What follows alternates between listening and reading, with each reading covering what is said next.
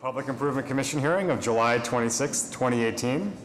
Our first item of business is to approve the minutes which were reviewed by the PIC staff from July 12th, our previous PIC meeting.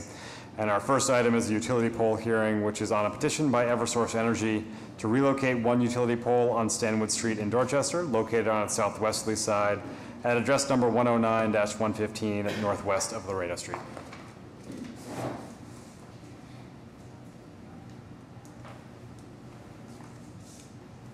Hi, I represent Verizon. Sorry. Yeah, that's perfect. Oh no, right there's good.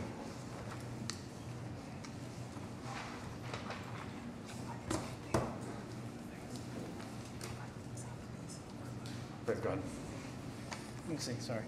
That's good. It's for 109-115 Stanwood Street. Would like to relocate a pole 23 feet. The owner of the property is developing it into townhomes or multiple buildings, and the driveway is right. Our pole would be in the center of where his driveway, proposed driveway would be. Got it. What type of pole are you putting in? Class 240. I'm sorry. Class 245. The composite pole? No, it's wood. Wood.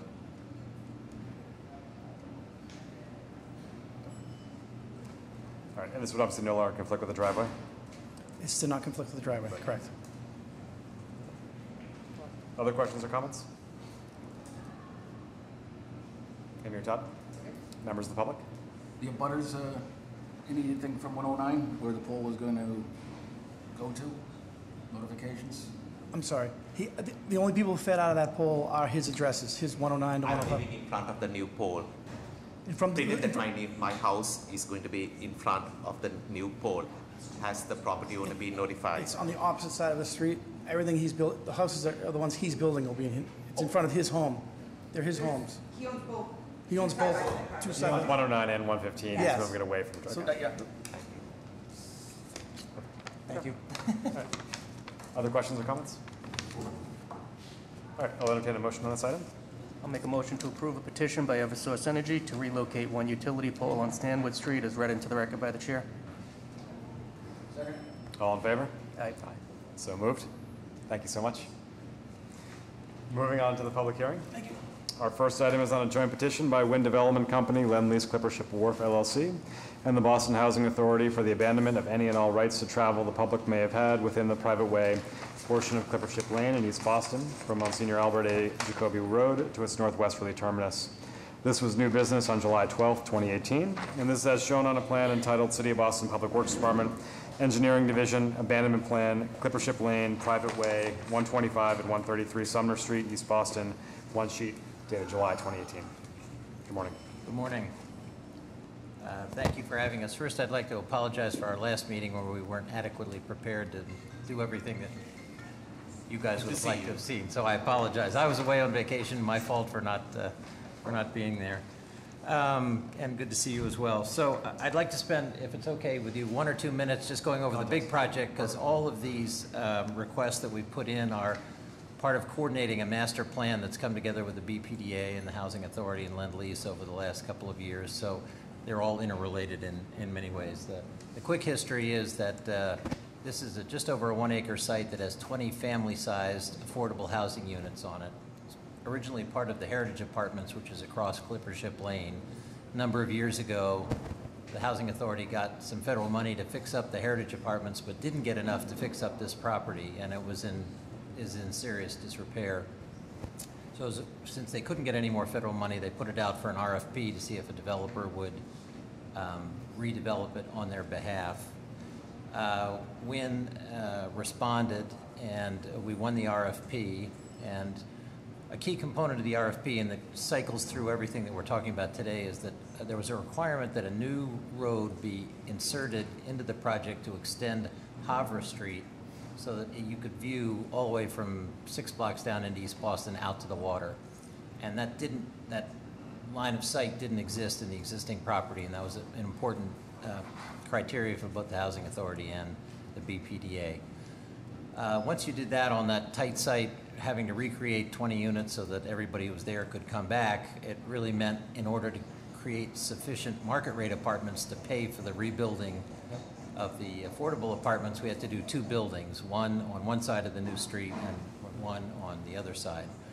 And that's how the plan for the project evolved. As a result of that, we have a number of things that need to be done. We're rebuilding the sidewalks, we're redoing the new street, we're putting stormwater infrastructure under the new street, and that was sort of the genesis of the proposals we've come up with. You can see on the board over there where the project is in East Boston, right on the water, next to the Clipper Ship Wharf, and between Clipper Ship Wharf and Carlton Wharf and the Heritage Apartments.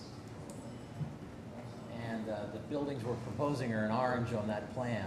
And you can see between the 2 orange buildings is what our new proposed private way with a public right of access is, so that it extends the view line of Harbor Street down to the Harbor Walk and the water.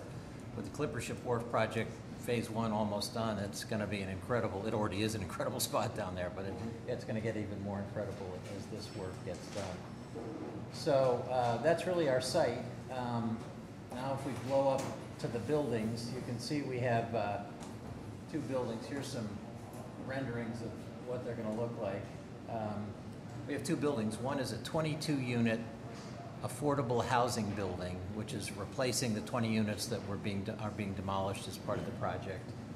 And on the other side of the street are 30 condominiums, of which 14 will be affordable and 16 will be market rate. So you can see the condominium building is on the left in that rendering, and the apartment building is on the right in that rendering. That's the corner of Sumner and Clipper Ship Lane, looking towards the water.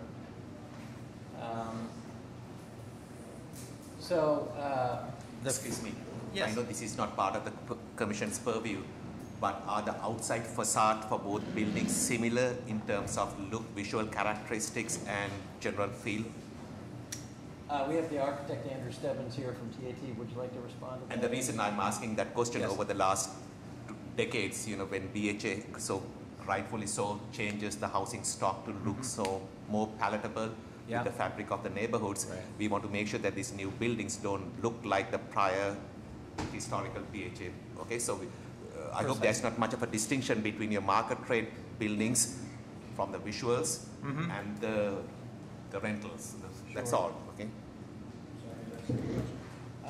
Is there visual distinction in the facades between both the 2 buildings we're building plus what's been there in the past?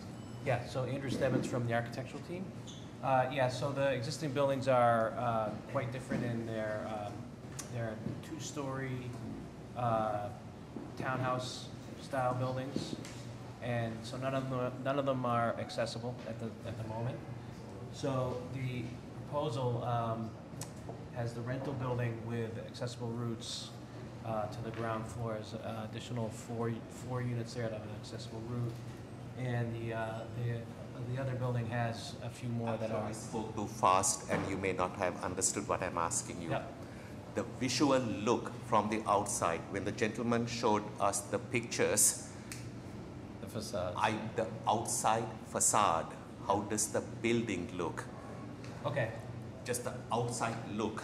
Do the rental unit buildings, does it look different than your market rate buildings? So they do have different detailing, but they're very similar in scale to both 3-story buildings.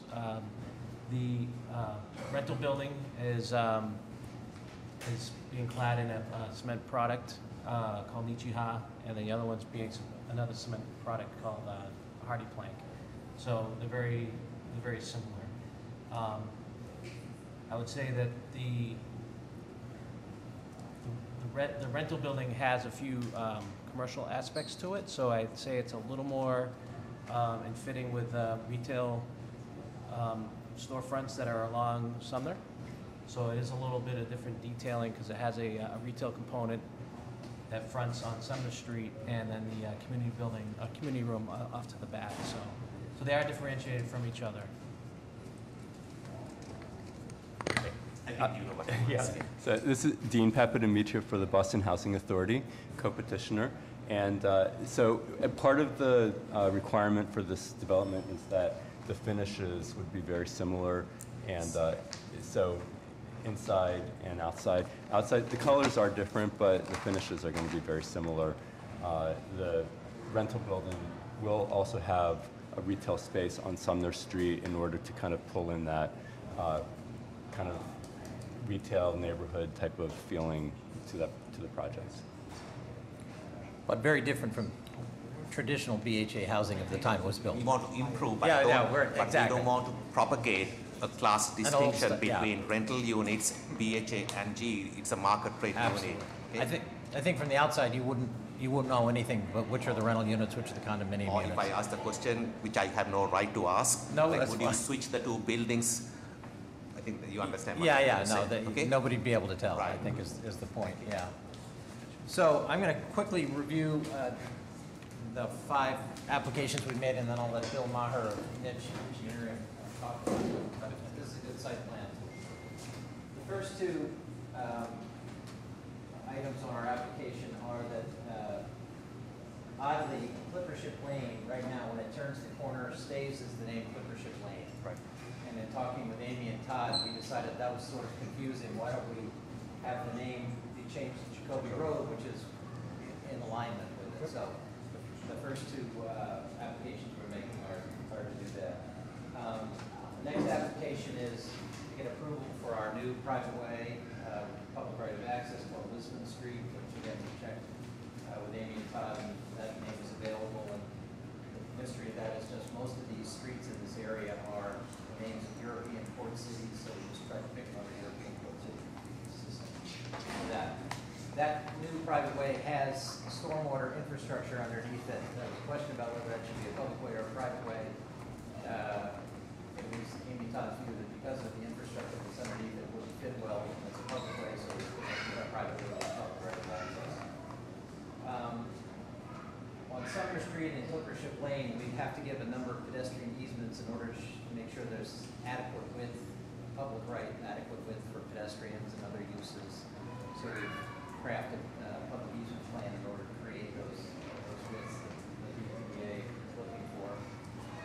And finally, we have, as a result of the entire project, a laundry list of specific repairs we need to do: sidewalks, curbs, lighting, street trees, landscaping, all the things that come together in terms of making this project fit well into the neighborhood and into its current location. So that's really what we're here to do. That basically, all these are sort of part of making what was a single project without access into a neighborhood fit project.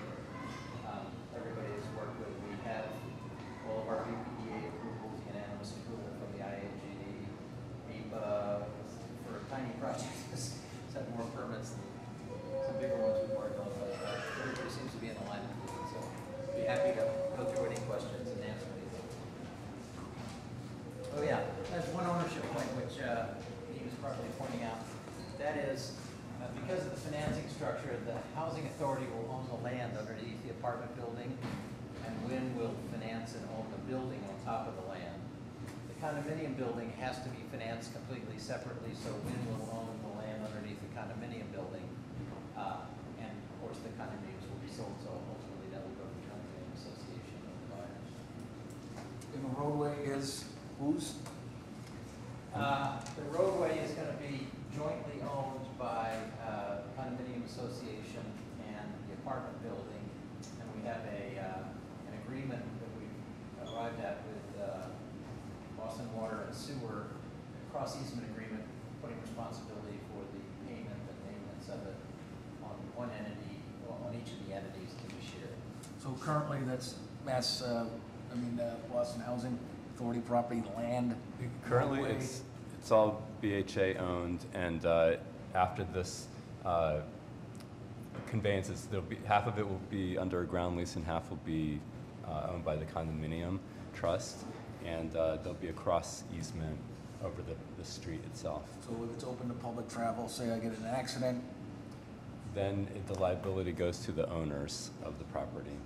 meaning Meaning, well, it would be BHA, that then will get indemnified by the ground lessee, the owner of the building, and on the other side, it would be the condominium.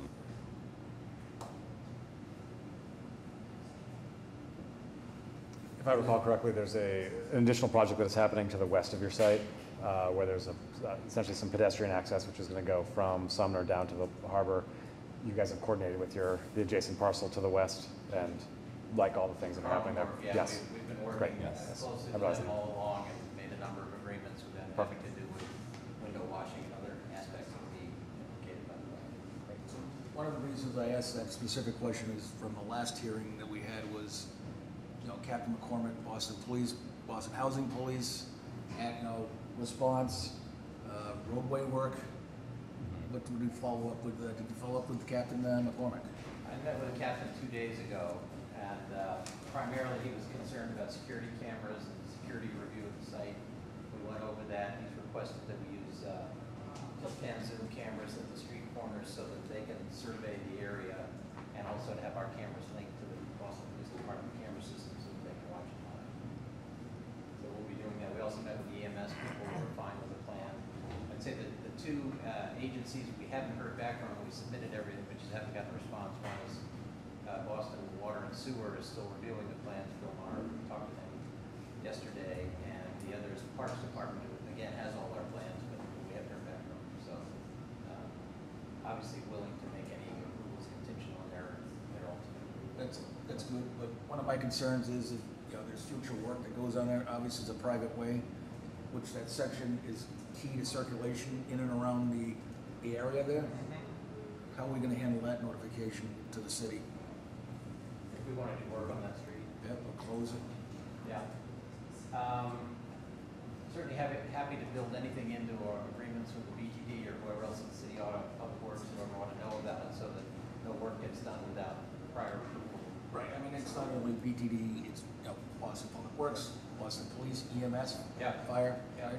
yeah, happy to build the controls in there so that we're not doing anything that are doing something on just the way they are now.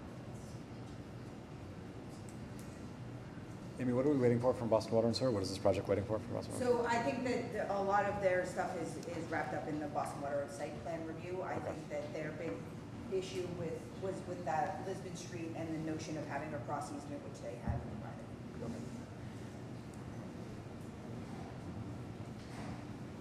Bill can now go through each one. Each one, yes. Yeah, so we can go through the first item. That'd be great. Thank you. Appreciate the overview. Well, thanks, Chris. Just for the record, Bill Maher, Glitch Engineering.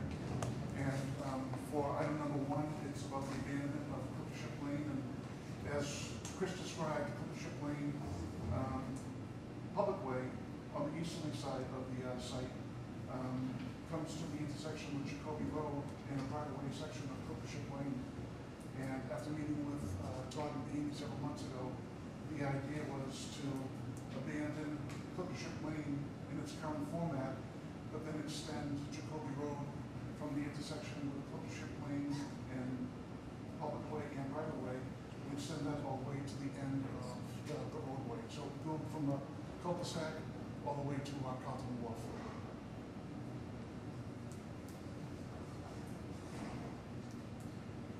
Any questions or comments on the first item on the abandonment? I'm here, Todd. Members of the public. All right, I'll entertain a motion on the first item. I'll make a motion to approve a joint petition by Wind Development Company, Lend-Lease Clippership Wharf LLC, and the Boston Housing Authority for the abandonment of any and all rights to travel the public may have had within the private way portion of Clippership Lane, as read into the record by the chair and is shown on a plan entitled City of Boston Public Works Department, Engineering Division, Abandonment Plan, Clippership Lane, Private Way, 125 and 133 Sumner Street, East Boston, one sheet dated July 2018. Second. All in favor? Aye. So moved. Our next item is on a joint petition by Wind Development Company, Lend-Lease Clippership Wharf LLC, and the Boston Housing Authority for the layout approval of an extension to Monsignor Albert A. Jacoby Road, a private way open to public travel from Clippership Lane at the current public way terminus at Monsignor Albert A. Jacoby Road to a point approximately 175 feet northwesterly. This was new business on July 12th, 2018, And this is as shown on a set of plans entitled City of Boston Public Works Department, Engineering Division, Layout Plan, Monsignor Albert A. Jacoby Road, private way, open to public travel, 125 and 133 Sumner Street, East Boston, 3 sheets, dated July 2018. Thank Bill. you. For the record, Bill Martin, Who's Engineering. Excuse me. And as part of the improvements to Monsignor Albert A. Jacoby Road, we are proposing to reconstruct the roadway along with various improvements, including new sidewalks, new handicap ramps, or accessible ramps, I'm sorry, street lighting, and things of that nature. We have a utility line for a storm drainage from the overflow system in the private way that will pass through a portion of the new roadway and tie into an existing 48-inch outfall that discharges to the water in the harbor.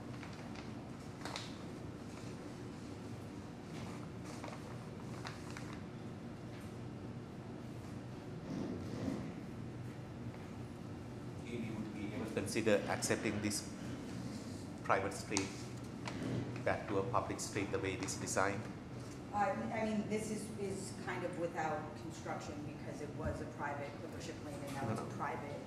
But because the curb layout is different from the prior private way, which was more of a standard design than what they're proposing right now. And the question is, as it is still private, you know, we've seen some very exotic private roadway designs, which we've made the petition understand that it shall remain private for the rest of humanity. Yep. So is this one of those situations where you are sort of okay with the way it is being designed? Because again, these are roadways that have immediate water access, and you know the East Boston water line is slowly disappearing. That is going into private entities. Okay, so the city may have a concern about Yeah, so normal. I mean, there's like between Lisbon and Jacoby, like they're both going to be. So you're okay with the way it's being said? Is there any deeded parking on these streets? Not deeded parking, we have parking spaces at the end of the apartment building that will be open for use. Because if it is as Commissioner Hesford said, that it would be very awkward. Yes, we understand. So those are the 7 you're showing between sort of Lisbon and the parcel to the west, and then there's sort of a pickup drop-off on the other side, is that right? That's, in terms of the parking you're providing, Yes. there's some available parking which is on sort of the west side and then a pickup drop-off, and you're planning on the east, is that? Good. Well, we have proposed a few Yep. parking spaces along this edge, yes. And then there certainly is, the curb bump outs and things of that nature, some drop-off areas. Yeah, there used to be parking right owned by the Housing Authority that ran right along the edge of Carl Moore. That will disappear and be replaced by parking at the end of the apartment building. Not deeded, but just available. And I just want to add too, there's going to be a big bicycle storage room that will be added as part of this project too. And it's really about a block away from the Maverick, the second entrance to the Maverick T station.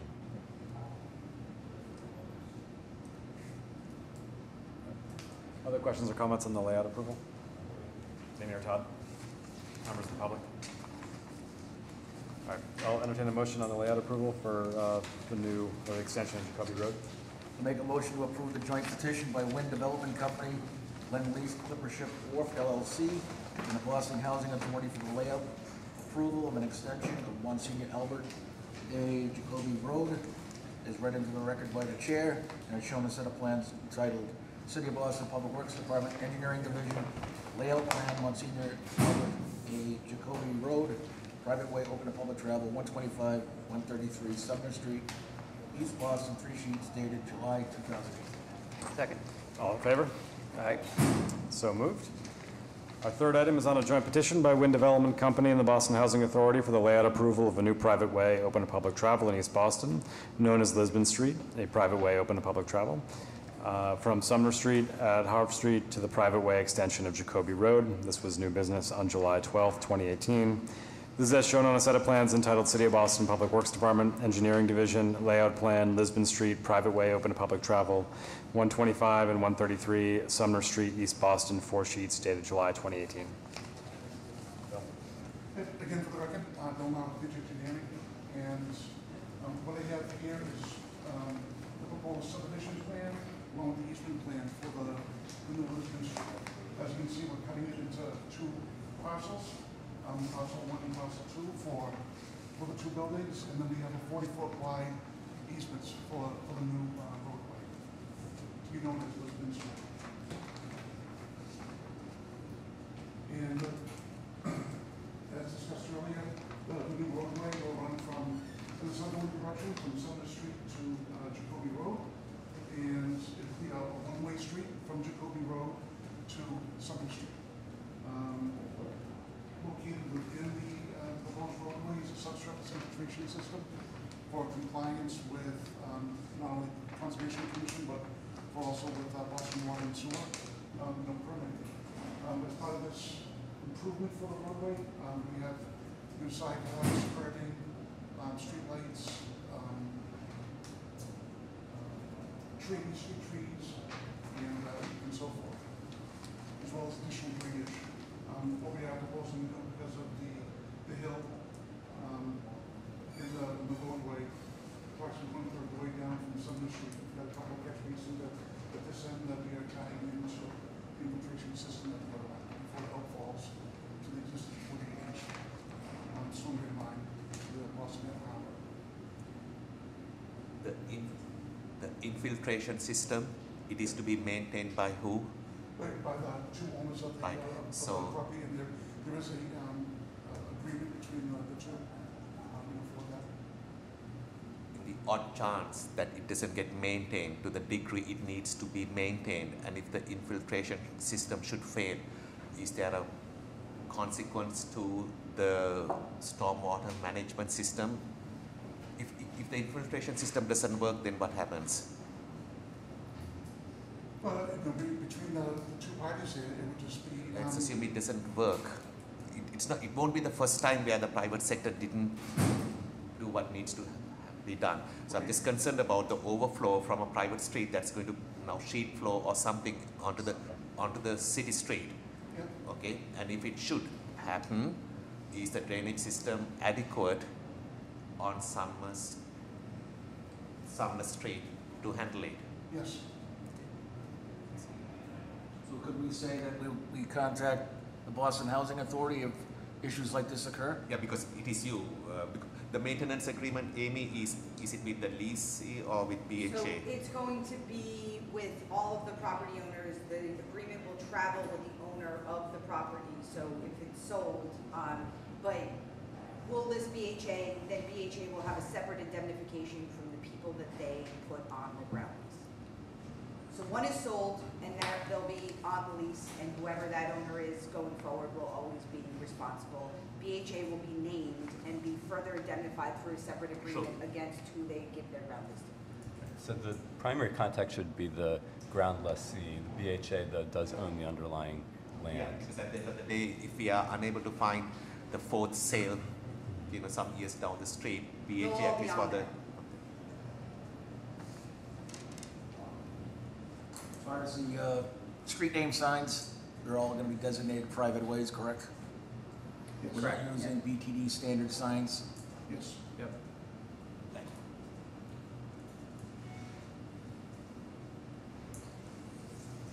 you. Other questions or comments on Lisbon? Amy or Todd? Members of the public? All right. I'll entertain a motion on the layout approval of Lisbon Street. I'll make a motion to approve a joint petition by Wind Development Company and the Boston Housing Authority for the layout approval of a new private way open to public travel in East Boston known as Lisbon Street, read into the record by the chair and is shown on a set of plans entitled City of Boston Public Works Department, Engineering Division, Layout Plan, Lisbon Street, private way open to public travel, 125 and 133 Sumner Street, East Boston, 4 sheets dated July 2018. All in favor? Aye. So moved. Moving on to our fourth item, set of joint petitions by Wind Development Company and the Boston Housing Authority for the acceptance of pedestrian easements adjacent to the following public ways in East Boston: Sumner Street on its southwesterly side generally northwest of Clippership Lane, and Clippership Lane on its northwesterly side between Sumner Street and Jacoby Road. This was new business on July 12th, 2018. And this is as shown on a set of plans entitled City of Boston Public Works Department, Engineering Division, Pedestrian Easement Plan, Sumner Street, Clippership Lane, 125 and 133 Sumner Street, East Boston, 2 sheets, dated July 2018. Thank you again for recommending to go on with Bridge Engineering. Before you is the proposed pedestrian easement plan along Sumner Street. It's approximately 6/10 of 1 foot wide, and it is for to make the sidewalks consistent, 8 foot wide in that stretch of the project site. Even though the sidewalk is wider than 8 feet, as you can see on the plan there, the request was for an 8-foot width behind the proposed tree pits. So.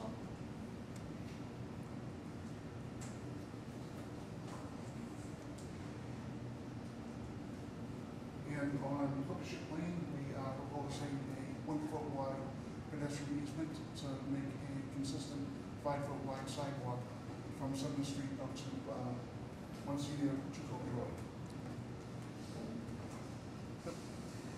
Questions or comments on the pedestrian easement? Amy or Todd? Members of the public? All right. We'll entertain a motion on the pedestrian easement. I'll make a motion on a set of joint petitions by Wind Development Company and the Boston Housing Authority for the acceptance of pedestrian easements adjacent to the following public ways in East Boston. New business, 7/12/2018, Sumner Street on its southwesterly side, generally northwest of Clippership Lane.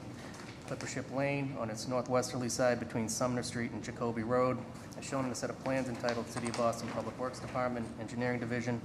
Pedestrian easement plan, Sumner Street, Clippership Lane, 125 and 133 Sumner Street, East Boston, 2 sheets dated July 2018. Second. All in favor? Aye. So moved.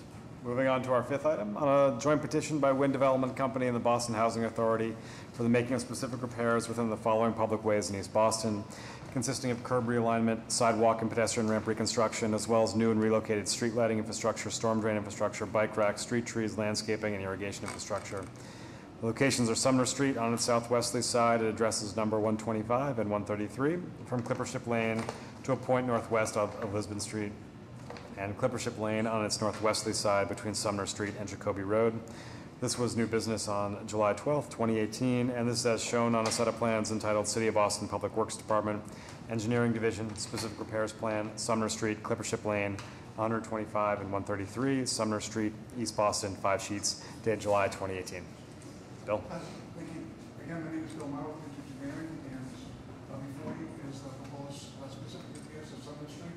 And as described, it includes new sidewalks, some new curbing in some places, some street trees. We are removing 2 street trees for the construction of the new roadway, Lisbon Street. We do have a public hearing for that next week. Revise or relocate the street lighting, conduit handholds and things of that nature. Amy, we are very glad that East Boston is becoming more vibrant than it is, and all the nice people have discovered the waterfront and some these streets. I'm not sure whether there's a consistent urban design. Okay, so think about the Boylston Street example of we have multiple lots that have Yeah, like I a don't quilt. know. I don't think we have it. So are these people talking to each other, at least the consulting community, so that the property on the left-hand side, it matches the stuff on the right-hand side, so that the tree trees are not 4x6 on one and then an 8x8? I mean, is there any vocabulary in terms of consistency, or is it free for all? And then when the dust settles, we will find something that is more charming than what was there. Right, yeah, I mean, like, this is consistent with what's immediately adjacent to it, but when we wander down Sumner Street, So hopefully someone at BPDA who is in the business of strategic planning to the areas might be looking at it, because I hope there's some hope, because what you all are doing is really nice, activating the watershed, but as a pedestrian experience, it could be like a quilt so mismatched. It could be. Yeah, I would say this has been knit well with the Clippership Wharf project, what's going on in Clippership Lane, Great. the Harbor Walk on that side, so that all is knit well together. As you go farther down in the older parts of Sumner Street, I'm not sure we're exactly the same, so we've tried to knit well together with our immediate neighbors, but maybe slightly different. Certainly the BPDA has spent a lot of time with us on how this is all working, so. Excellent, thank you so much.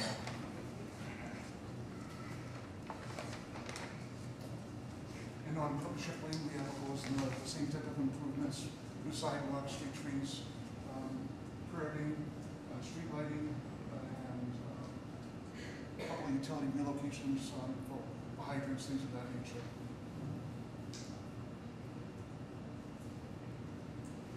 And obviously new electrical handholds as part of this.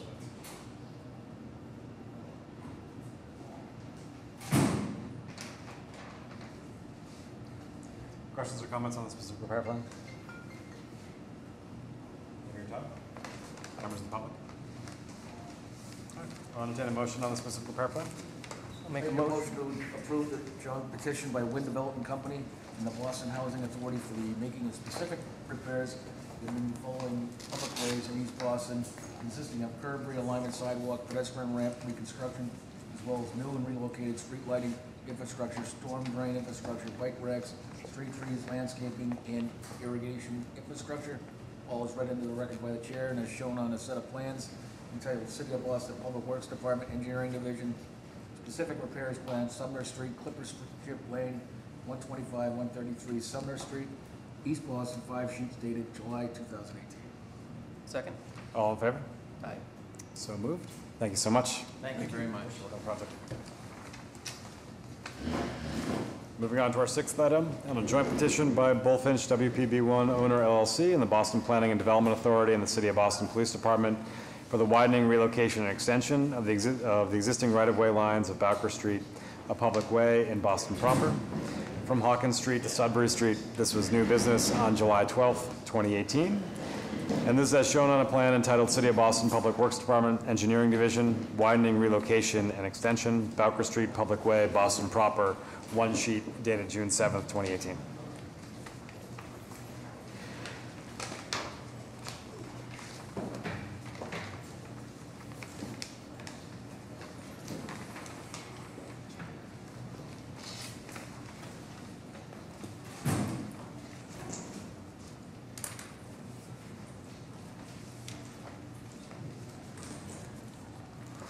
Knowing that this is the first of three related items, can you sort of do the project overview and summary, and then we'll sort of dive into the specific examples of it? Or however you guys want to. John's mission setting. That's very helpful. So that's a preview, that's not part of the current. Yeah. We brought the big gun out today. Fantastic. So good morning, thank you for your time. My name is Doug Manns, I am a partner and Director of Development with the HOM Investment Group.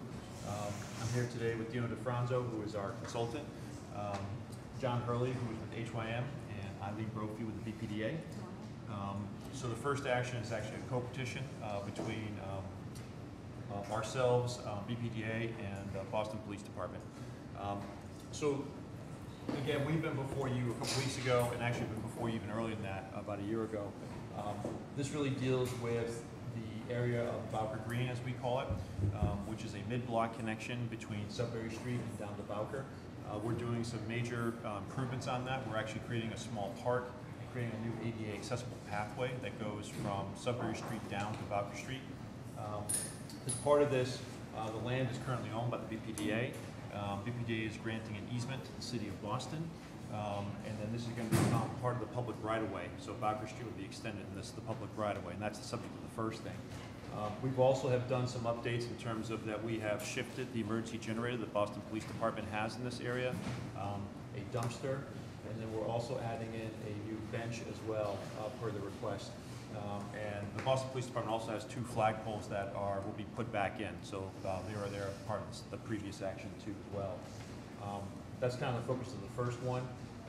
We also are doing a series of improvements on the front of the building as well too, but I'll hold on that. So I think that's really the subject of this first one, which is really extending the right-of-way for the limits of Bowker Street over this parcel. Up to Sudbury. Okay. All right. Any questions or comments on the extension of Bowker Street? Mayor Todd? Members of the public? All right. I'll entertain a motion on this first item. I'll make a motion to approve a joint petition by Bullfinch WPB1 Owner LLC and the Boston Planning and Development Authority in the City of Boston Police Department for the widening, relocation, and extension of the existing right-of-way lines of Bowker Street, Public Way, Boston proper, from Hawkins Street to Sudbury Street. New business, 7/12/2018, shown on a plan entitled City of Boston Public Works Department, Engineering Division, widening, relocation, and extension, Bowker Street, Public Way, Boston proper, one sheet dated June 7th, 2018. All in favor? Aye. So moved.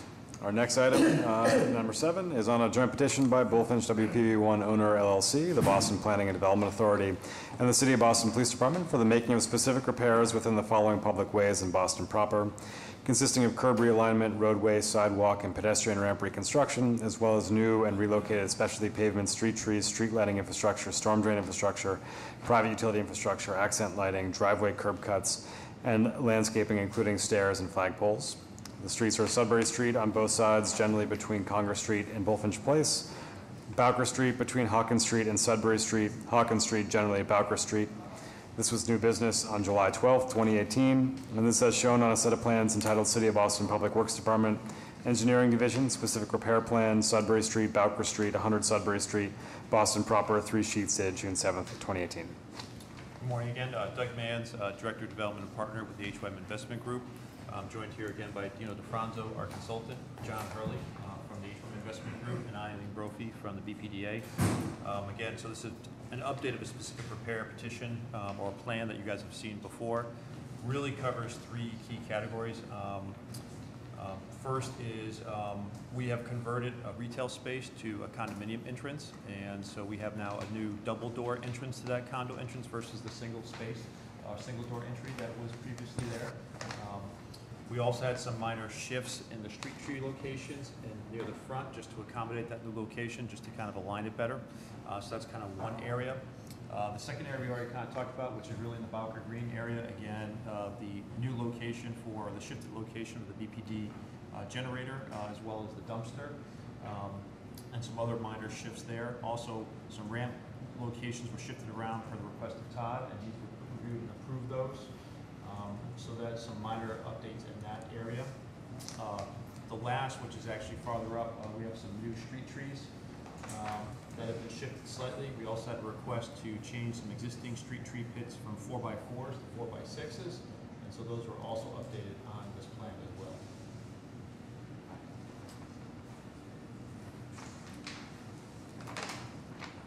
So we're looking at Sudbury Street, looking at the property line. We did do a discontinuance of portion of the sidewalk to build a new building. So is it clear now where the property line is, what the city right-of-way is, and what you have relative to permitting? Yeah, we've been dealing with Amy on that issue. We've been So coordinating we're in the with her. process of Yeah, doing that? we are in the process, Eddie. We've been meeting with Amy and Todd on that. Okay. And when do we expect that to be wrapped up? So I think that we've got a general map of it, and it's about applying the square footages to whatever existing permits might be out there. Okay. It's important that we get that under permit, so. Okay, we'll Sooner do the it. better. We'll do it. Thank you.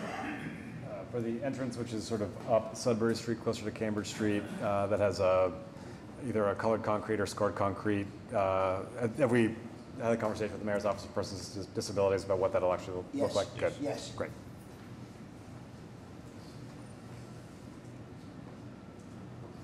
Other questions or comments on the specific repair plan? Amy or Todd? Members of the public? I'll entertain a motion on this item. Petition by Bullfinch WPB1 Owner LLC, the Boston Planning and Development Authority, and the City of Boston Police Department for the making of specific repairs within the following public ways in Boston proper: Sudbury Street, Bowker Street, Hawkins Street, as read into the record by the chair and is shown in a set of plans entitled City of Boston Public Works Department, Engineering Division, Specific Repair Plan, Sudbury Street, Bowker Street, 100 Sudbury Street, Boston proper, 3 sheets dated June 7th, 2018. Second. All in favor? Aye. So moved. Our next item is on a joint petition by Bullfinch WPB1 Owner LLC for the granting of a projection license for the installation of a canopy over a portion of the sidewalk within Sudbury Street in Boston proper, located on its northwesterly side at address number 100, generally southwest of Congress Street. This was new business on July 12th, 2018, and this as shown on a plan entitled City of Boston Public Works Department, Engineering Division, License Plan 100 Sudbury Street, Boston proper, one sheet dated June 7th, 2018. Good morning again, Doug Manns, Partner, Director of Development with H1 Investment Group. Again, joined by Dino DeFranzo, our consultant, and John Hurley from the H1 Investment Group. This is a minor item, but again, now that we have a condominium entrance, we've added a small canopy projection above that. Again, before it was retail with a single door, now it's 2 doors, and then we have a canopy entrance that exists over it. So we have provided detailed plan and elevations of it, which you can see that John has there. Pretty straightforward. There is already existing one which you guys previously approved, which was for the apartment entry that is slightly up the street, so this is a little bit farther down the street. Happy to answer any questions about it.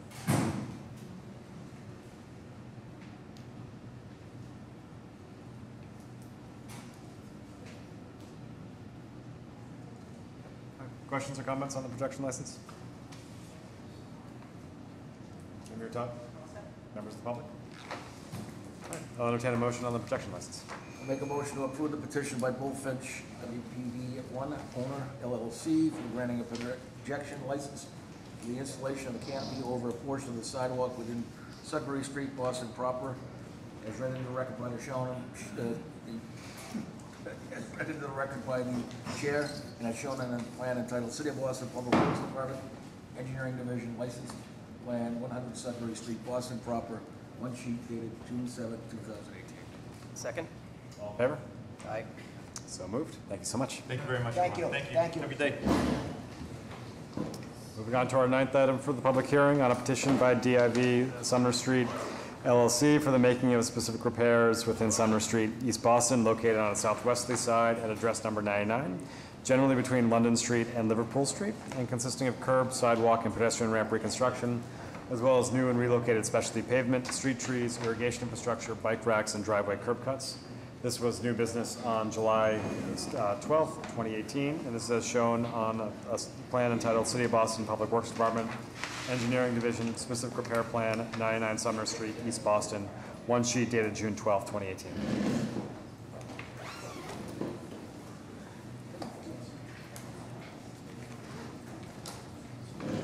Good morning, Mr. Chairman and members of the commission. My name is Rebecca Lee. I'm an attorney with Mintz Levin. I represent the developer here, which is an affiliate of the Davis Companies. To my left is Stephen Davis, the vice president of the Davis Companies Development Group, and to his left is Rick Latini from Howard Stein Hudson Associates, the civil engineer for the project. I'll let Stephen give you a brief introduction to the project. Thank you. Good morning. This is a 107-unit condominium project on the East Boston waterfront. It is located in between Carlton Wharf to the east, the Boston Harbor of the south, and Lopresti Park to the west.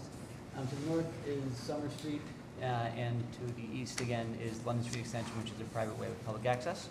In addition to the 107 condominium units, there are 80 subgrade parking spaces and 6,300 square feet of commercial space on the water side, serving as the facility of public accommodation space required under Chapter 91. Rick Latino, Howard Stein Hudson.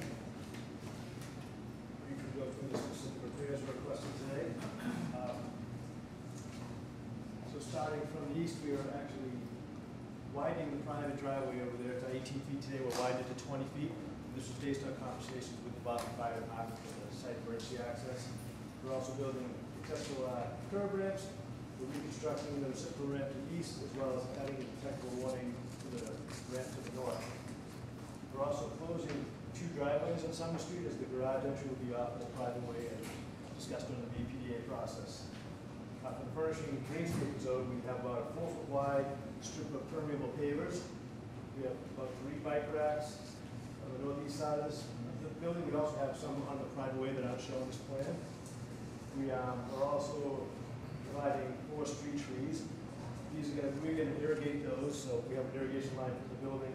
There'll be a manifold that feeds the trees that'll be right behind the permeable pavers. We're also putting structural soil for the trees' health underneath the sidewalk within the area of the trees. Behind the permeable pavers, we'll have 8-foot wide cement concrete pedestrian path to travel along. As I mentioned, the new business, the frontage zone is off the public way, but we'll be providing about a 5-foot wide planter there. Since we were last here, we did talk to Paul Kosha in the street lighting section, so we did confirm that headed style lights are there today. They want to keep them. That's what they have coming down this way or it's on the street. And last week, the transportation access plan agreement was signed by the BTD. With that, I'll see if the commission or the public has any additional questions or comments. So the new ramp locations and putting a new pavement markings with that? Oh, yes. I'm sorry, I didn't show on the plan, but. Yeah.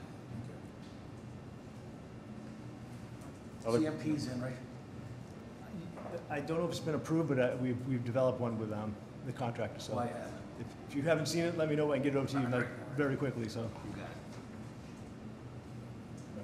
LMI for the... Yes, we will be maintaining all the improvements. Sorry about that. It's been submitted to legal counsel. Terrific, thank you. Other questions or comments? Amy or Todd? Members of the public? All right, I'll entertain a motion on this item. Make a motion to approve a petition by DIV Sumner Street LLC for the making of specific repairs within Sumner Street, as read into the record by the chair and is shown on a plan entitled City of Boston Public Works Department, Engineering Division, Specific Repair Plan, 99 Sumner Street, East Boston, one sheet dated June 12, 2018. Second. All in favor? Aye. So moved. Thank you so much. Very much. Moving on to our 10th item of the public hearing on a petition by Exonet Systems, Inc. for a grant of location with lead company status and no participants to install new telecommunication conduit with city shadow within the following public ways in Boston proper: Boylston Street southwest of Kilmarnock Street between Boylston Street and Peterborough Street, Sheep Street between Salem Street, from Salem Street to a point northwest of Margaret Street, Lewis Street between Moon Street and North Street, Moon Street southwest of Lewis Street, High Street between Battery March Street and Purchase Street, Bromfield Street generally between Washington Street and Province Street. This was new business on July 12th, 2018, and this is shown on 3 sets of plans entitled City of Boston Public Works Department, Engineering Division, Grant of Location Plan, Exonet Systems, Back Bay, Fenway Expansion, Kilmarnock and Boylston Street, 2 sheets dated June 2018. And City of Boston Public Works Department, Engineering Division, Grant of Location Plan, Exonet Systems, North End, Sheep Street, Moon and Lewis Street, 2 sheets dated June 2018. And City of Boston Public Works Department, Engineering Division, Grant of Location Plan, Exonet Systems, Financial District, Bromfield, Washington, High Street, 2 sheets dated June 2018. Morning. Good morning, Mr. Chairman. Good morning, Commissioners. For the record, Ricardo Souza from Prince LaBelle Thai here on behalf of the petitioners. And also with me this morning is John Morrison from UC's Energetics, and to his left is Arthur Pino from Exonet Systems. And Mr. Chairman, from 2 weeks ago, we did make one improvement. The first dig plan, we actually converted that fairly long dig on Kilmarnock Street to micro-trenching. It's primarily micro-trenching along Kilmarnock Street, and then as it turns on Boylston Street, it'll be a traditional trench, but only about 30 feet. And so that's an improvement with respect to these 5 digs. And just by way of background, as I mentioned 2 weeks ago, this is an effort by Exonet Systems pursuant to its franchise agreement with the City of Boston to extend its wireless DAS network, utilizing the city's infrastructure, in this case 5 streetlights, in order to provide improved wireless service to residents of the City of Boston. And as requested by PARA 2 weeks ago, we provided some photo simulations before and after with respect to the 5 nodes that are being proposed. Each of these designs are consistent with the franchise agreement, which has essentially approximately 24 different types of designs. And what we try to do is replace like for like, and each of these 5 designs are consistent with that franchise agreement. I also provided some actual real photos of existing nodes that are in different sections of the city so that you can see what the after looks like with respect to some of these nodes.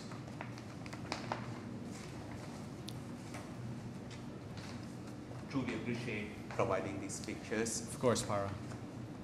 When you come to see us in the future, you will, I'm going to assume, submit these pictures so that the staff can take a look at it?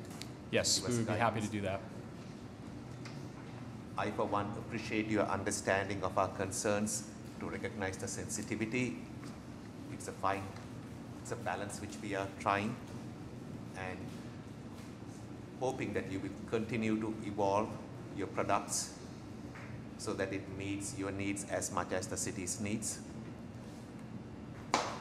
Couple of questions. Let's assume that today we authorize the approval of the digs that results in you putting up these poles. Yes.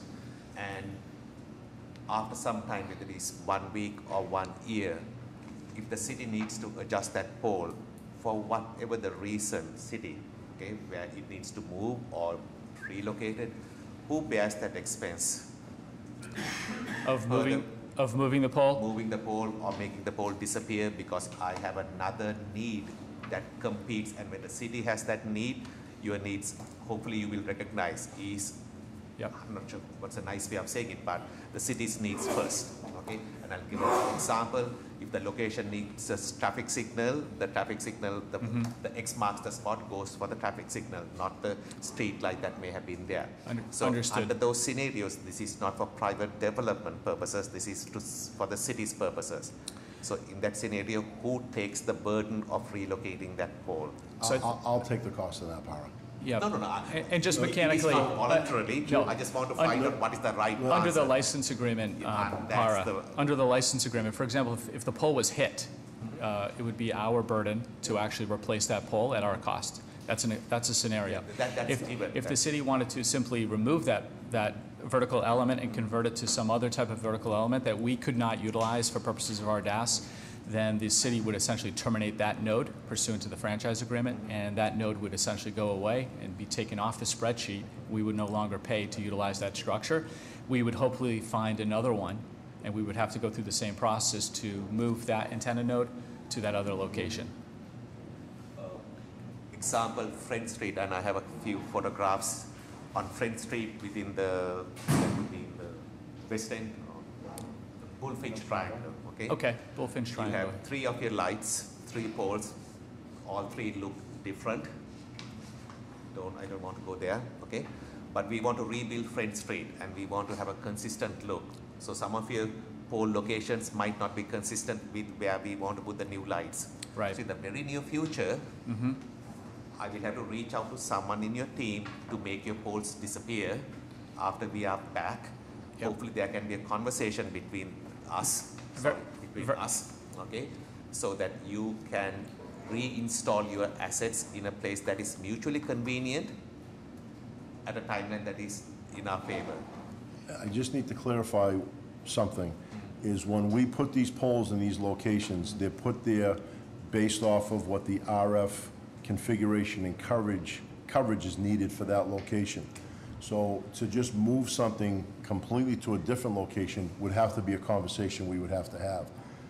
We just can't take a location that's been taking traffic, as we refer to it as, and then just take it down and move it. So we would have to have that conversation. So let me make sure you understand my point. I think your point is that at that point there would be a city need, and you would have to talk to your law department with respect to a relocation of those nodes, of that infrastructure, and I would think you would have certain rights under the license agreement. And for example, Para, there have been instances where the Boston Streetlights allows us to build a node and says, yes, you can utilize that, and then after the fact, after we've spent resources, we've actually worked with the city and with Boston Street Lighting to actually move or remove a node. There have been instances like that, where it was not our fault, essentially, but we cooperated with the city and we moved that node.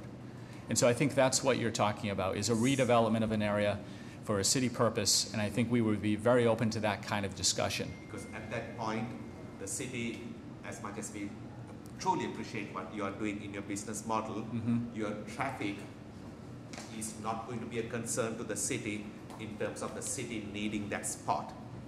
Okay? We would just need to find a new location. No. That is up to you. It is. Whether you find a location or not is not going to stop the city from utilizing that spot. We will continue to cooperate with you to find a spot, but the city will use that spot irrespective of whether we can find. I want that to be very clear. And Para, I think if you read certain provisions of the license agreement, I think you would find that the city's rights to essentially do that type of development and terminate any of these nodes for city purposes is fairly broad. And I think Mr. Liu would confirm that for you. Broad in the sense? Broad, allowing the city the right to relocate. It is because yes. the street lights, I mean, this is called the Public Improvement Commission, not the public opposite of the word improvement. Correct. Okay? And those broad rights are consistent in all of the franchise agreements for all of the users. This one Yeah. nation is very clear, and obviously we are, I want to label this point, we appreciate what you are doing, but we are trying to recreate the city's urban space. Right. And some of these vertical structures may not be consistent with the urban design. Right. We want to maintain the flexibility so that we are not handcuffed with where your poles are because you have 20% of your traffic. You know, that's very good for you, but we are not layering that in Right. our urban design. Right, I understand. And what we try to do with Boston Street Lighting is they try to anticipate what projects are coming down the road, but I understand they don't That have may not be the case 2020 because vision. Unfortunately, they are very essential part of the city. Right. Our planning process may not integrate a utility. The street light is utility. Right. And so truly appreciate everything which you all are doing. Thank you for this type of pictures. It's our pleasure. Just a footnote on Mass Ave, Yes. Com Ave. So here's a photograph of, I mean, you can see it. I don't need to show you the pictures of it. You have an asset that is there that I'm going to assume you're waiting to show us what the new product is going to be. My concern is when will that take place? It's going to match the lights that are on the bridge. And The Acorn type lights. I'm not Correct. sure, because we have a combination of lights. We have the tall pendant lights and the Acorns, because we spent about $25 million redoing a location Yep. called Massachusetts and Commonwealth. Right. That's the central node of our state. That is, yeah. So what's the timeline? Because we need to wrap things up over there. yes, I've been working with SPS. They have sent me over their cut sheets of the pole that's in that location. And I actually have one of my men out there today speaking with Darren, and we're getting that fine tuned, and then I'm going to order the pole. So I'm going to assume that I will be able to work with you, sir. Absolutely. To make sure that this thing gets done so that it doesn't stay in the back of my mind as to an issue that is unresolved. Oh, absolutely not. We work together, and I want to get it resolved myself. Obviously, it's the wrong one, so we will put a new pole up at my cost. At your cost to a design, because there's a huge historic sensitivity to Very this much so. We location. understand how high priority is that is for the city. The location. Yep. You know, it's convenient. It's called Mass Ave and Com Ave. It is, I think, the state's name, Commonwealth of Massachusetts. Okay? Right. Right. Just an odd coincidence. So, need your help to make sure that the asset that goes back to serve you is complementary to the location. To the design of the bridge, absolutely. Yeah, And We that understand. information's coming to me from Darren. Thank you, sir. Just Of course. remember, August Sure, Ed. 26th, today, 7 PM to August 11th, basically the Commonwealth Avenue, I-90 bridge work, all that detour. Yep. So Yeah, I'm schedule not- accordingly, don't be in the area. No, I have, And don't drive there personally as we well. have nothing, correct. yeah, nothing happening. I deal with Mike anyway. Mike will let me know downstairs. Just for my edification, when we have major jobs, we have some jobs coming up, Melnia Cass Boulevard, Rutherford Avenue, some, state's gonna be rebuilding some of these what's the process? So we're installing new streetlights, signals, stuff, but specifically the streetlights, and we have a different setup, I think, kind of to Paris point, and the state goes in there. How do you adjust your product that's on the street in concert with that reconstruction project? Eddie, it can be as simple as this. If we have the wrong pole up, or we have a pole that's up there right now, and you change the whole line, I'll change it. We'll pay for it. I'll absorb the cost, we'll get the design, just let me know what the design is and we'll pay for it. There's gonna have to be a shutdown, obviously, and we have to understand that. We may have to do it at night or in the day, whatever it may be, but that's minor. I can absorb that. Because I'm not changing anything in the infrastructure, I'm changing the actual vertical structure, and I can absorb that. The good thing is, we do the design, state builds it. Exactly. Right. It's just, all I need is the design, and I can match anything that you guys want me to match. So maybe this begs the question, because it's difficult for me to keep track of, when I say we, whoever the design engineer of record, to keep track of all your assets. Right. Okay? Because you all have done a wonderful job. Sometimes we can't even know that your asset has blended in so well.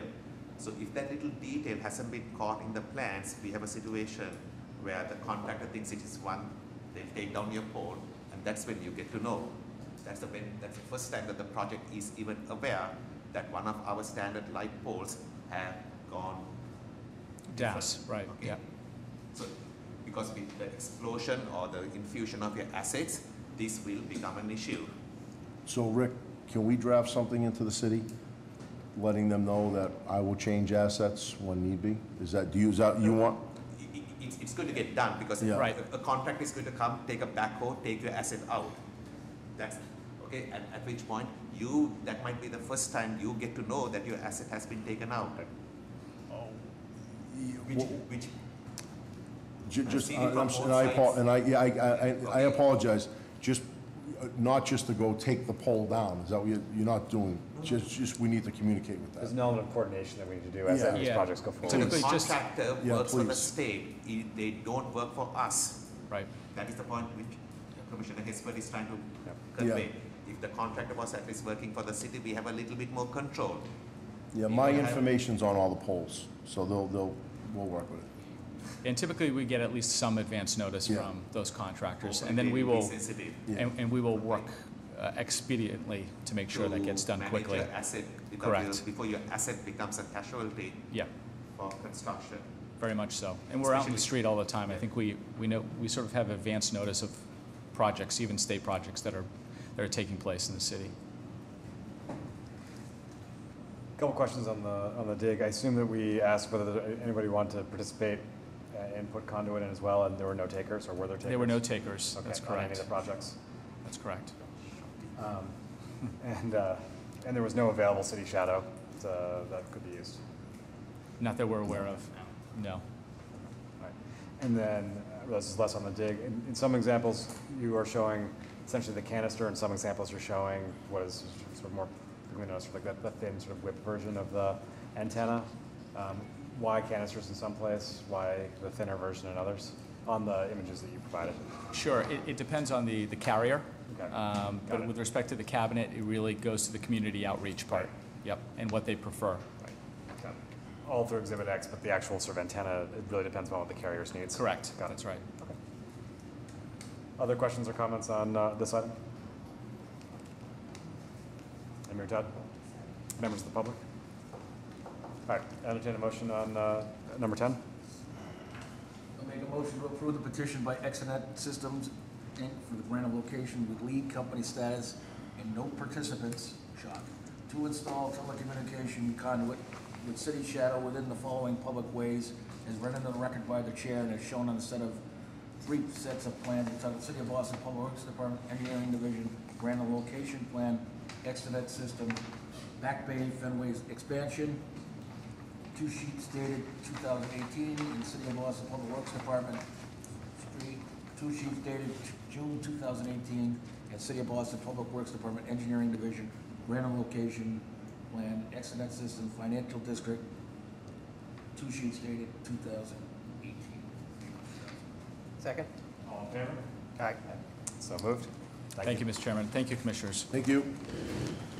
Moving on to new business, our first item is 567 Bennington Street, East Boston, Sidewalk Cafe license on a joint petition by A Better City and Sammy Carlos Delicatessen and Catering.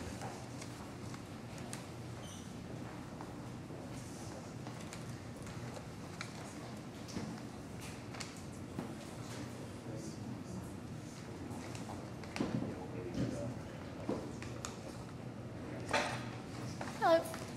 So good morning. My name is Irene Figueroa Ortiz. I am Assistant Planning Director at A Better City, and today we're coming to present 2 proposals for 2 public outdoor cafes in East Boston. They're going to be open to the public, but privately managed. A Better City is partnering with 2, in this case with 1 business, but I'm going to show another one. So we're partnering with 2 local businesses on this effort, and we're funding them through our placemaking program called Wicked Streets. The intention of our involvement with this project is to introduce innovative models of activating and repurposing underused sidewalks and roadway through public and private partnerships. And we're also looking at interventions that would catalyze larger community processes. So the reason why we're working in East Boston on this project is because East Boston has one of the largest concentrations of restaurants in Boston and also the lowest number of outdoor cafes.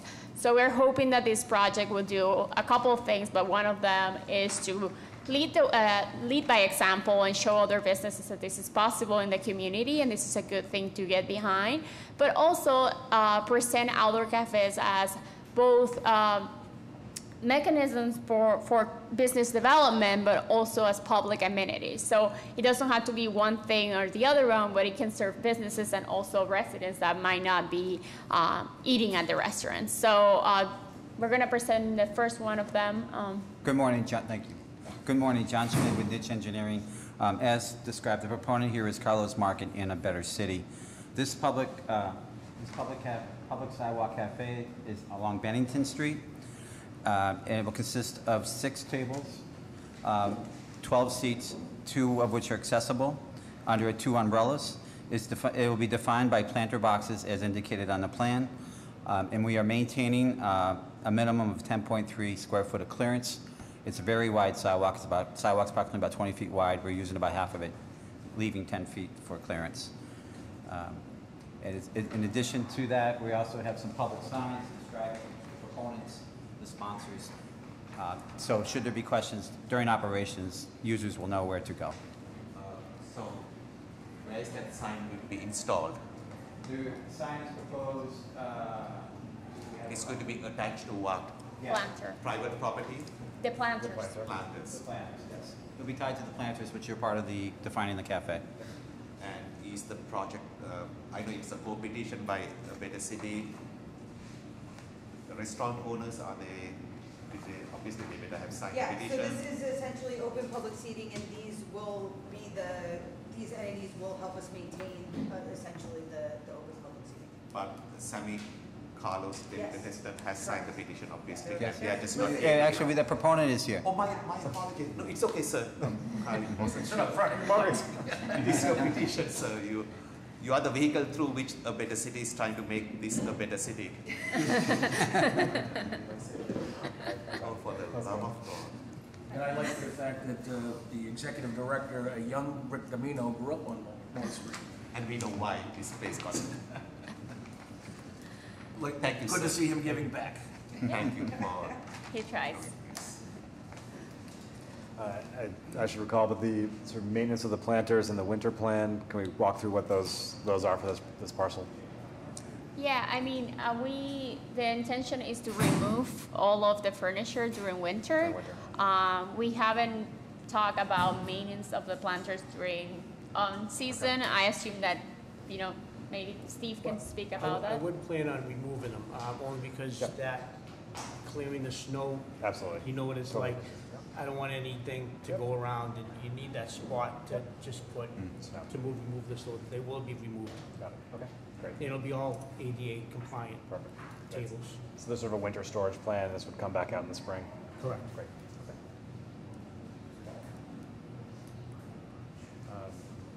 We may have some feedback on the outdoor cafe sign, which we can get back to you between now and the public hearing. Okay.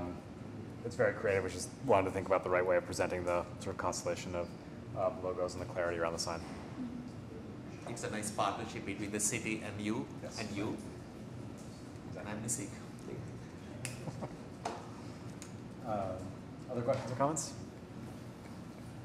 All right. 2 weeks enough time to come back for the public hearing? Oh, yes, please, Max. Yes. In terms of a public comment, I want to thank A Better City and the 2 businesses that are going to be applying Sammy Carlos Catering and Meridian Market in a second. As you know, we have been working on outdoor seating in East Boston for roughly 3-4 years, and we've been thinking about innovative and exciting ways of really elevating foot traffic, public safety, and giving the community an opportunity to take back their sidewalks. And I just want to say on the record, we wouldn't be coming to you if we didn't feel that the 2 businesses presenting today are absolutely the best businesses to try this pilot in East Boston. A really exciting public-private partnership. We are confident, right? I don't have the capacity to police outdoor seating in East Boston, and I am supremely confident that we have the right businesses at the table to make sure that during the summer season, this outdoor seating is well taken care of. During the winter season, that it is well stored, and that the process of moving that outdoor seating to its location and removing it in the off-season is being handled well. So we're super excited about this. Thank you, Mr. Chairman. Sir, your name, please. Max Gruner, I'm the Executive Director of East Boston Main Streets. Thank you so much. Thank you. So thank you, Max. Thank you, Mr. Carlo. Thank you, A Better City.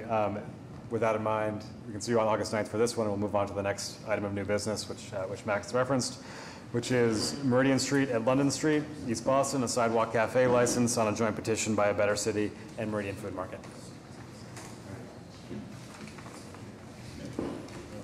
Morning. Is that up there? Yeah. Yep, just briefly describe. I mean, this one is a little bit of a different configuration for the typical sidewalk cafes in the city of Boston. The sidewalk cafe would be across the street from the restaurant, so it's an exciting new model, I believe, of doing this. The Noviello family is here with us today, who are the owners of the restaurant Meridian Food Market, and they had committed to take care of the space and make sure that it's clean, that it's well maintained. But in this case, it's just a very interesting new layout because it's not in front of the business, but it's across the street. So it really functions as a public amenity, and that's why we chose to go with picnic tables that are gonna be easier to maintain, and they don't have to be policing if people take a chair away, and they tend to be heavier, so people can move them a little bit, but not really take them with them. Yeah. So we, as indicated, we're proposing 4 circular tables, 2 of which are ADA accessible. And as far as sidewalk clearances, we have a pinch point at 6.1 feet on Meridian, which now it's a 7-foot clearance. And on London, we have a pinch point at a light pole of 5.8, which meets the city minimum at a sidewalk that's typically 8 feet or wide. And then we have the public signage as well, which I think here we actually are proposing a stick in the planter that would identify it. But we can speak to that at the public hearing if you have concerns. John, how does a pedestrian get from the market to this place? Where's the pedestrian crosswalk? Is there a crosswalk at the intersection? There's a crosswalk here. Here. So that's sufficient, properly ADA, all of that good stuff.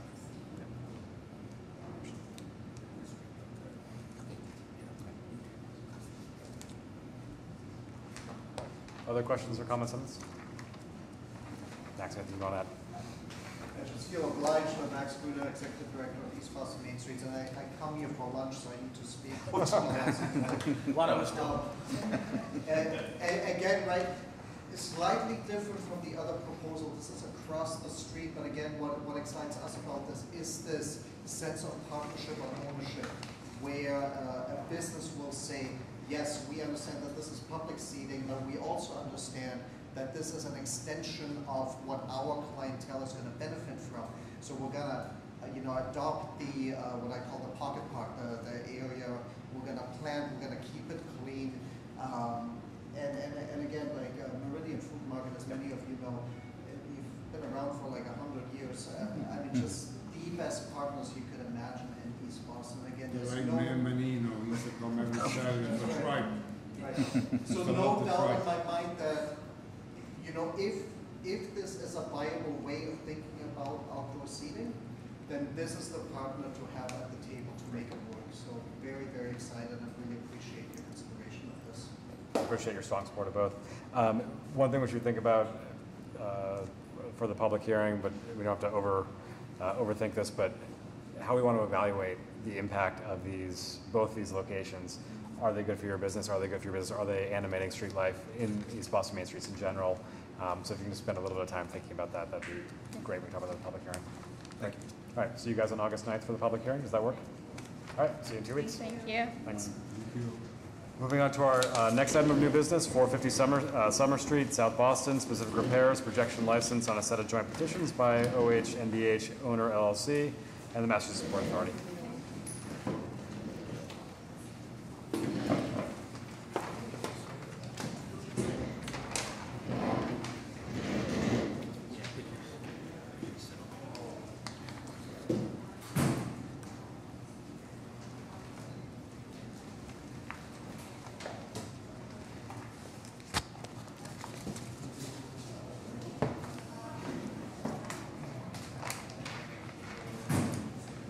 Good morning, Mr.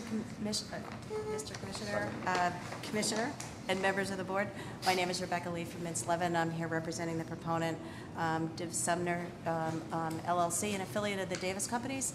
They're building the 1,055-room hotel on parcel D2 owned by Massport under a ground lease with Massport, and we were previously here with respect to Summer Street waterline relocation and the discontinuance of a portion of a former C Street, and we're here for our second set of PIC approvals having to do with a canopy license for the entrance canopy for the hotel and streetscape improvements on Summer Street. To my left is Dante Angelucci, the Executive Vice President of the Davis Companies, and John Schmidt from Niche Engineering, the civil engineers for the project, and I'll let Dante begin. Thank you. Good morning. Thank you for your time. As Rebecca had stated, we're continuing to advance our process with the project. We're very excited about the project, and we're currently in our pre-closing mode. We have all of our debt lined up and equity, so we're excited about getting that done in the coming days. Once we get that finalized, we will be working in earnest out on the site. We are working currently under a right of entry with Massport out at the site, moving some dirt around. So we are here today to ask for approvals as outlined by Rebecca, and we're happy to answer any questions you may have. Thank you. Thanks, Dr. So I'll speak John, first. just give me a second. It says we have both the license plan and a specific repairs plan. Do we have the specific repairs plans? We have But this an is not, overview of specific repairs to come. To come, No, I can speak to that in a moment. please. Can I speak to canopies first? So we're proposing 3 canopies along Summer Street. Canopy 1 is in this area here. Canopy 2 is in this area here. Canopy 3 is down in this area here. Canopy 1 is 13 feet or greater above the sidewalk. It will project about 6 feet, 6.1 feet into the public way, consisting of 780 square feet. Canopy 2, which is at the main foyer entrance to the building, is 13.5 feet above the sidewalk, 1,864 square feet, and projects about 7.6 feet into the public way. And the third canopy at the corner of D Street is 17 feet above the sidewalk. That sounds wrong. John? No, that's correct. It's 17.5 feet above the sidewalk. Consists of about 336 square feet and projects about 6.6 feet into the public way. Those canopies on the sketch so I can get a sense of why there's like about 1.5 feet or something. Yeah. A gap between the Canopy 1 is here. And the reason for the gap is there's a gap. The gap between the canopies? No, yeah, between the first canopy Yeah, and the second that's an canopy. architectural issue that I hope someone can speak to. Essentially, that was an architectural expression that we worked closely with the design folks at BPDA, and essentially they said there were certain areas we were looking to cover, which was basically a proposed outdoor seating area, then we had a porte-cochere area, and then the other is the retail entrance on the far end. But the extent to the sidewalk, so when I'm looking at it from that vocabulary, what am I going to see? The first canopy, all the 3 canopies going to have the same extension into the public sidewalk, or is it going to differentiate? It looks like it is. They're all within. They're all between 6 and 7.5 feet into the public sidewalk, and the two of them are 13.5 feet above grade, and then the one at this end is higher at 17.5 feet above grade. They're all internally drained, heat traced, standard requirements. Canopy license 1, essentially, to your point, that would extend to what you think is the maximum extent of the potential sidewalk cafe? Right. Approximately. Okay. Approximately. Yep.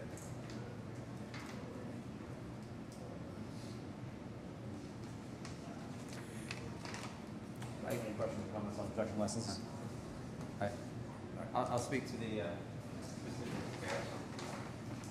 We, in response to Power's comment, we had submitted specific repair plans several weeks ago, at which point questions were raised about the overall geometry of the sidewalk, and we were asked to go back and revisit it, which we've done so.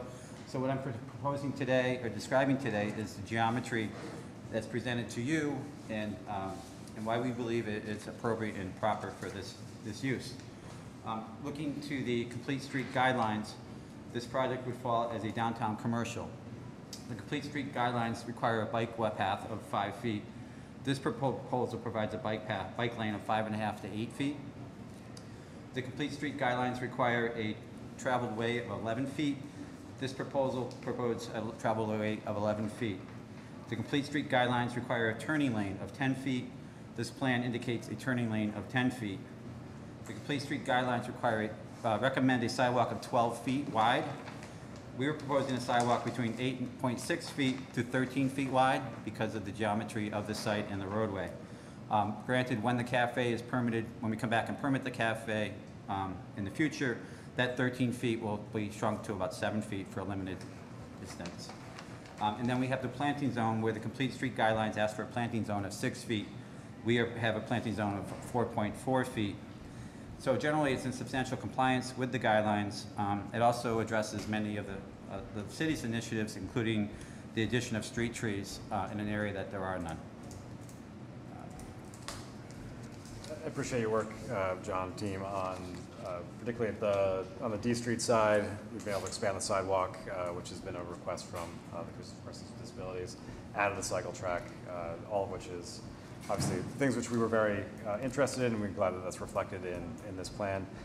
As you know, we have a long-term interest in thinking about how Summer Street can work, not just for you, but also for everybody along this entire corridor. We are going to want to revisit the final dimensions at the World Trade Center and Summer Street intersection. The 32 feet that are currently shown between essentially the median and the southern extent of the bike facilities is something we'd want to relook at, because we think that we may need some additional space of roadway if the Summer Street or the redesign of Summer Street that BTD and the BPDA are doing results in a slightly different configuration. So we just want to work with you on that between now and the public hearing. I think are you in receipt on the city's latest, greatest thinking? I think, Ms. Cordy, you managed to articulate those thoughts. And is it fair for me to say that this may not reflect all the thoughts which you had shared? Correct. Okay, just so that, all right, so in a nutshell, where we are is some sort of a congruency between the thoughts which we have shared to the satisfaction of the city before you produce a set of specific repairs plans which we can actually review. So my client am I missing something? My client is getting a lot of different input from different arms of the city. And so my question is, who's the quarterback? Yep. So Amy Cording. So she's always been the quarterback on matters of this nature. So I'm a little bit puzzled as to the nature of that question. So I appreciate Our comments have been consistent. Yes. So I appreciate the fact that there's been a number of conversations about this project. What you're hearing from Amy is the collective view of what we want to be able to get done. And again, I think our point of focus here is really at the World Trade Center and Summer Street intersection. We recognize the alterations that have already been made on the D Street side and appreciate that. And we'll just need to have some additional conversations between now and the public hearing about sort of that particular intersection. When will you be in a position to submit a set of specific repairs plans which Ms. Cording and her extended team can review? Because I don't think you want us to well, first of all, these are not. No, you can't act on these. You can't act on these plans. And, right. So, and I'm not in a position to continue to revise them until we haven't ironed out a clear path. And our hope today was to iron out that path. Right. So it sounds like just a follow-up meeting with Amy. Exactly right. And hopefully everyone can come to terms, and then we can wrap this thing up. Exactly right. Yep. I mean, obviously, from our perspective, we're in a pre-closing mode right now, so we have to do this relatively quickly and get it nailed down as quickly as we possibly can. And obviously, we've been working with the city for some time now. We'll make ourselves available to resolve whatever's outstanding, but we need to get it resolved as fast as possible. We'll work this up as soon as possible. Thanks. Other questions or comments on this? Well, we can't comment because we don't have anything that we can comment. Members of the public? Right. We will, this 2 weeks working up for enough time, we will work on the separate meeting to have a conversation. Okay. We'll see you back here on August 9th, and obviously have additional conversations. Thank you so much for your time. Thank you. Our next item of new business is 5876 Stoneleigh Road in West Roxbury, specific repairs on a petition by 58276 Stoneleigh Road LLC.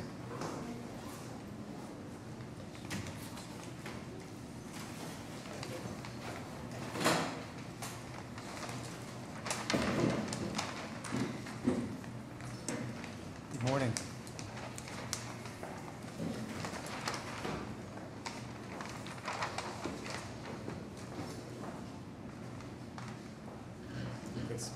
Good morning. My name is Martin Healy from Goodwin Proctor, representing the petitioner. With me is Brian Austin, the principal and owner, and Jim White from H.W. Moore, who will describe our specific repair petition. Good morning.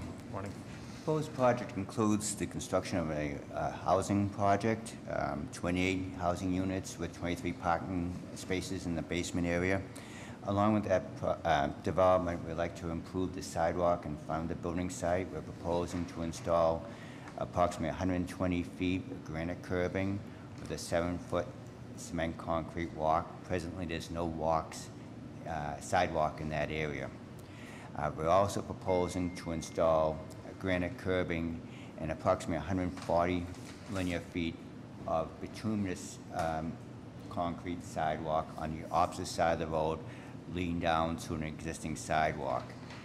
This project site is within walking distance of the MBTA station, and we would like to provide public access from this building to that T station. We're also providing handicap ramps on both sides of the road in accordance to state standards. These would be concrete handicap ramps with detectable warning strips. We're providing a new crosswalk across the street at the ramps in accordance to state standards.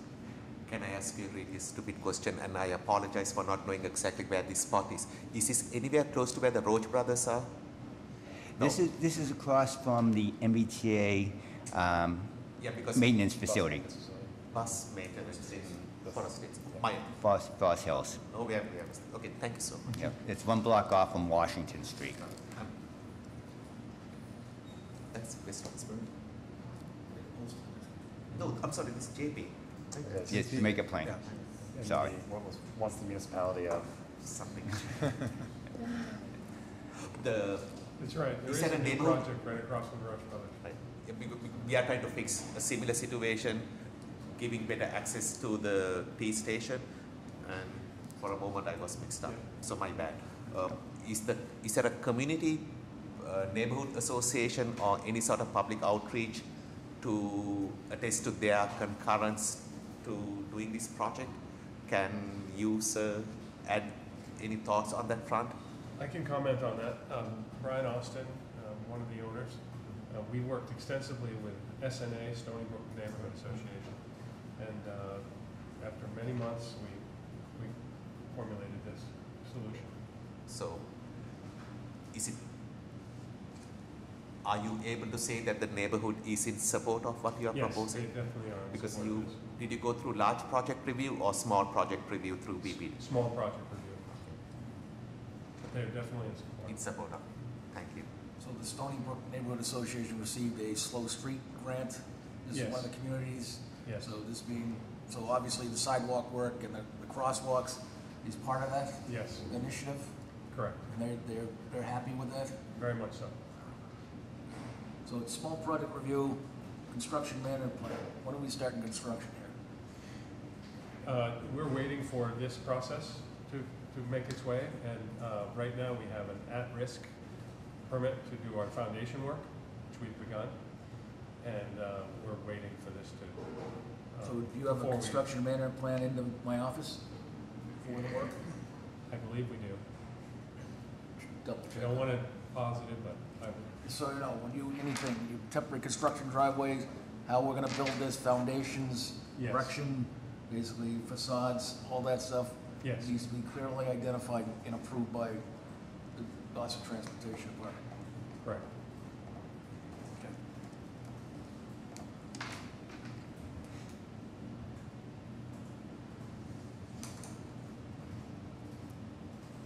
Was there a warrant analysis done on the crosswalk? It this is a dead-end street. There's only... So what I asked, is an engineering warrant analysis done on putting a mid-block crosswalk there? No. Okay. We can talk about that later. Yeah, so in this particular area, we didn't want them to continue the sidewalk on their side because it goes by a large auto body facility that's all sorts of large driveways. So the thought was to have people walking around along the MBTA edge, which has the more substantial sidewalk. Makes sense. And where it hits, it basically will match the sidewalk at the intersection of Stoneleigh and Brookby, right? Nice. Okay. But what I don't want is the people moving in, and all of a sudden we have an issue where they're coming back to us saying, you know, what's the city doing about the sidewalks here? We can't walk. So you're going to inform them through, is this apartment rentals? Apartments, rentals, yes. Rentals. All right. Yeah, it's in our interest to make that Yep. green.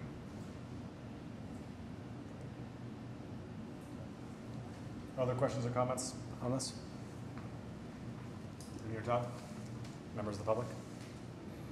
All right. See you guys on August 9th. Our next PSC meeting does work. All right. We'll see you then. Thank you. Thank you very much.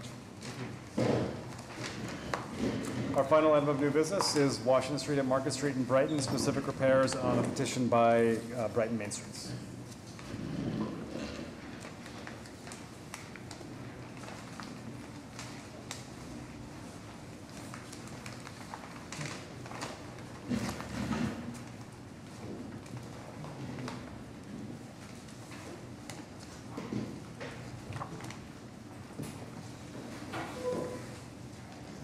Good morning. Hi, my name is Liz Sullivan. I'm the Executive Director of Brighton Main Streets, and we are here proposing an interactive wayfinding kiosk in the heart of the Main Streets district. And it's going to provide a few services for our community, help people find the businesses. It points out Hubway and Zipcar as well as MBTA access. So we're hoping to increase foot traffic and decrease car reliance. And as well as having community events posted to provide a sense of buzz and excitement about the district. And I'm here with my board president, Chris Parisi, and our designer, Kevin Parker of Selbert Perkins Design. If you can talk a little bit about not just the content, but the actual sort of design and nature of the screen itself, so we get a sense of what's actually in the intersection, that'd be great. The content on within? And the design of the screen itself, is this, to what degree is it lit? What's the sort of the framework, vision rate, those sort of things that will actually be sort of the nature of the screen, not the content of the screen. Okay, I actually have, go ahead and I'll pass out I have a few copies of Illuminance. So the screen itself would just be static at all time with no moving graphics on it. It would have a map of the district and then have links to tab businesses in the area and figure out walking distance to particular locations in the district.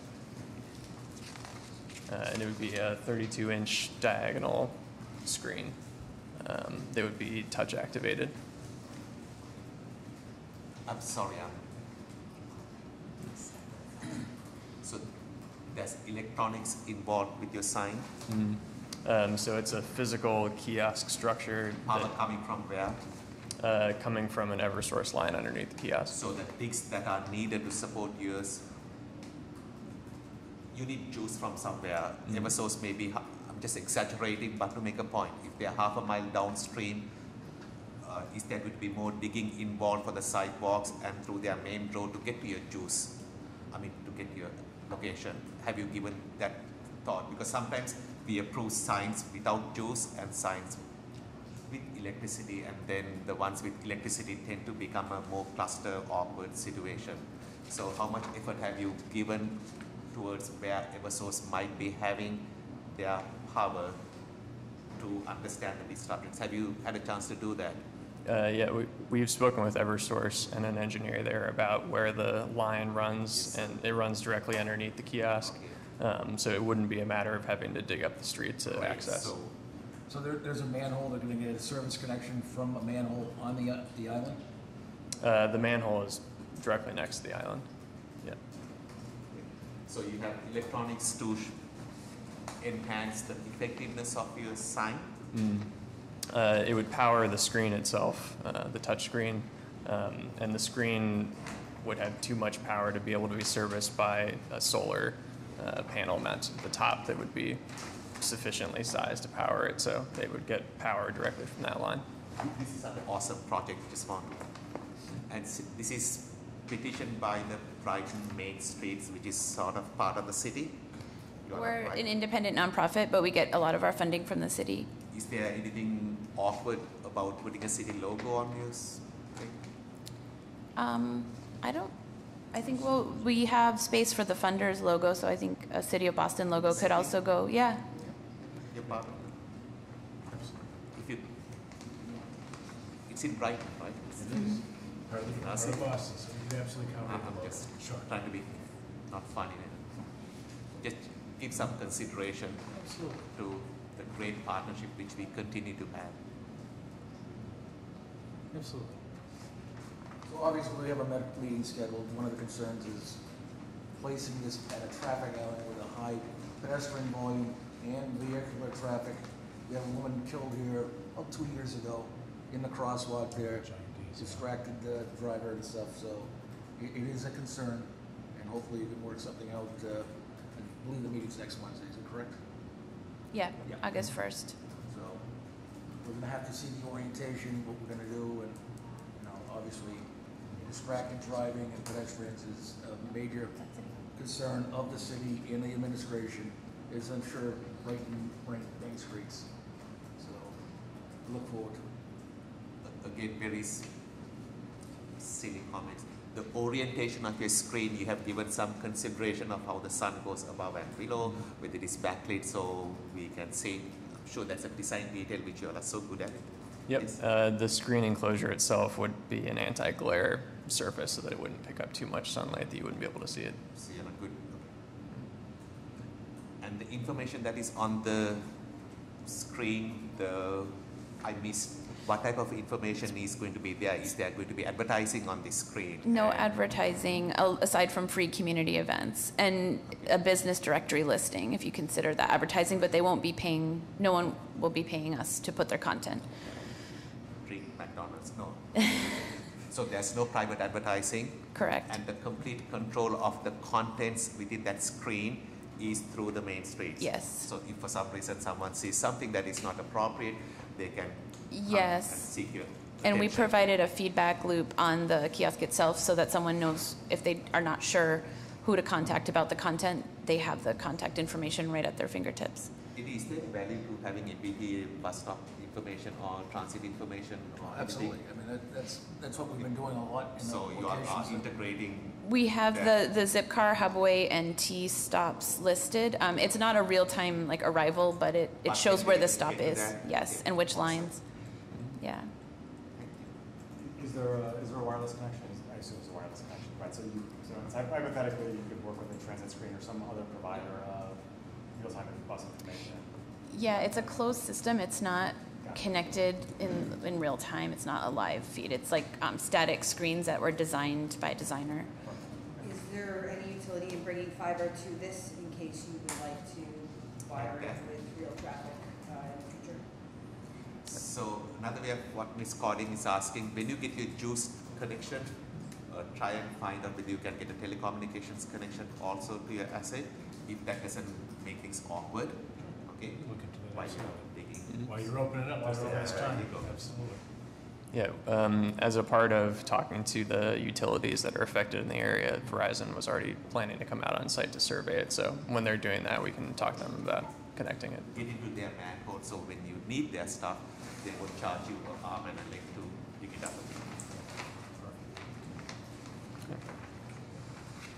And we can,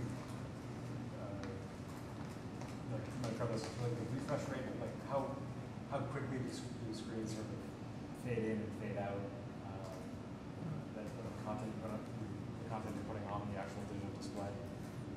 It would be just as quickly as a TV screen would, and there wouldn't be any animation or movement of information on screen. It would strictly just be switching between different screens when people interact with it.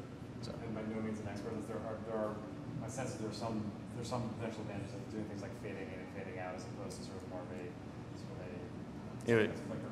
It would just be an instantaneous transition from one screen to the next. Okay. All right. You can see if there's any sort of guidance on the right way to actually sort of best present information without incurring any sort of distraction. That is whether there's anything which works in the software you guys have because it allows us to most safely present a visual display. Other questions or comments? So I know there's a meeting next week.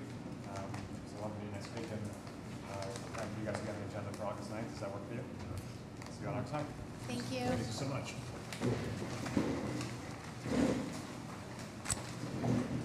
I'll entertain a motion to adjourn.